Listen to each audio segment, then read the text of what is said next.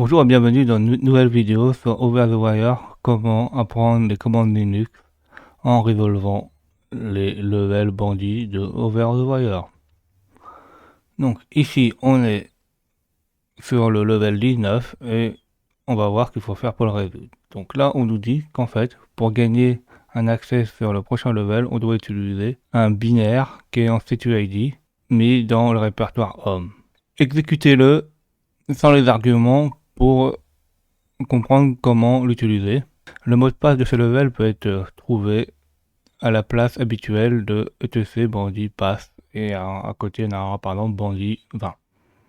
Après qu'on a utilisé le binaire en TTID. Connectons-nous au laboratoire 19. Donc on fait comme d'habitude le SSH bandit 19 sur le hostname bandit lab over the wire et ainsi que le port 2220. Mettons le mot de passe qu'on a trouvé précédemment et regardons le fichier. Donc ici, on voit qu'en fait on a un fichier qui est un peu bizarre. Si on a activé la coloration du terminal, on voit qu'il est en rouge sur fond blanc. Donc ça veut dire que c'est pour attirer l'œil en fait de l'administrateur ou de la personne qui va l'utiliser pour dire en fait l'utilisation de ce fichier peut être extrêmement dangereux.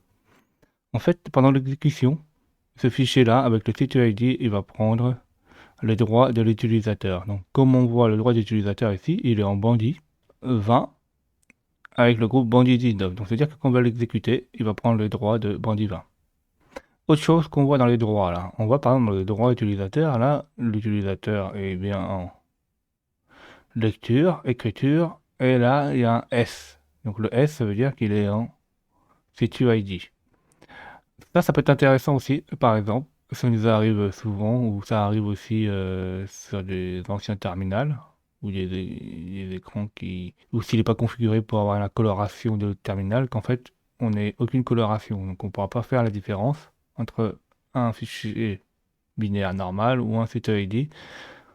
La seule chose qui fera la différence, c'est quand on regardera les droits, on aura le petit S. Donc regardons la documentation sur le CTID. Donc on fait un man CTID.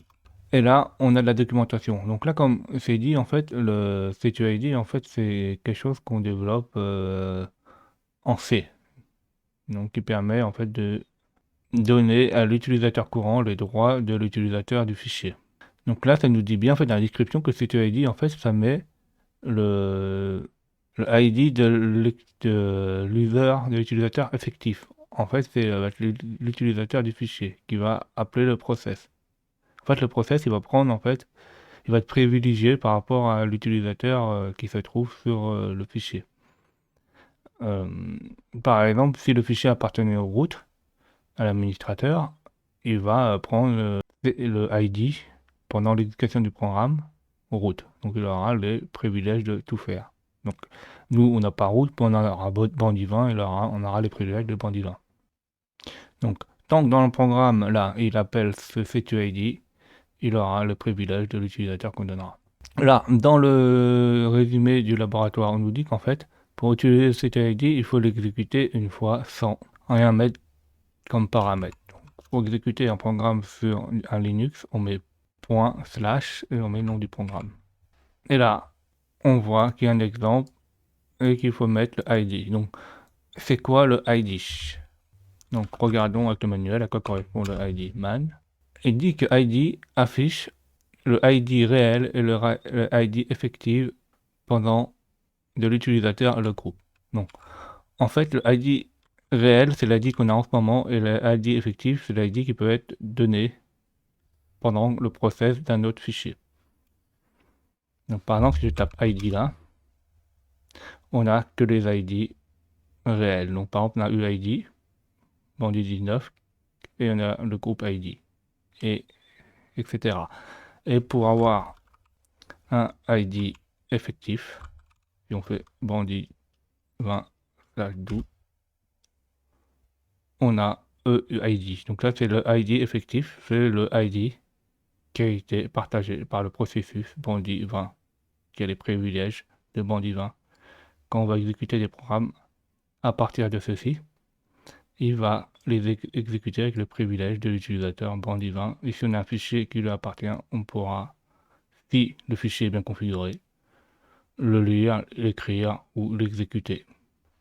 Donc, maintenant qu'on sait ça, on sait qu'on peut lire le fichier dans etc. Donc on fait un cat etc Brandy pass et Brandy 20.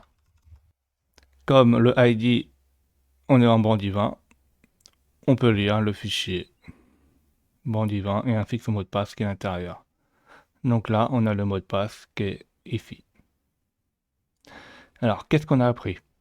On a appris qu'en fait, le CTUID Brandy 20 ou le CTUID, c'est un programme, ça peut être quelque chose de très dangereux s'il est mal configuré ou mal utilisé.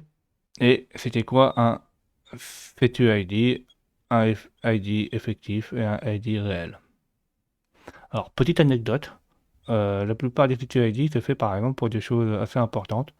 Par exemple, quand on change le mot de passe sur Linux, il va lire un fichier, par exemple, on va dire le fichier shadow, où il met tous les mots de passe.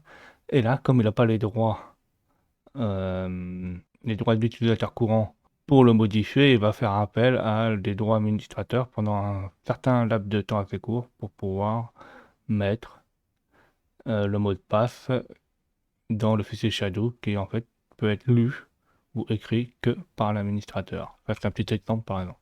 Merci d'avoir vu cette vidéo. N'hésitez pas à mettre des pouces bleus et à vous abonner.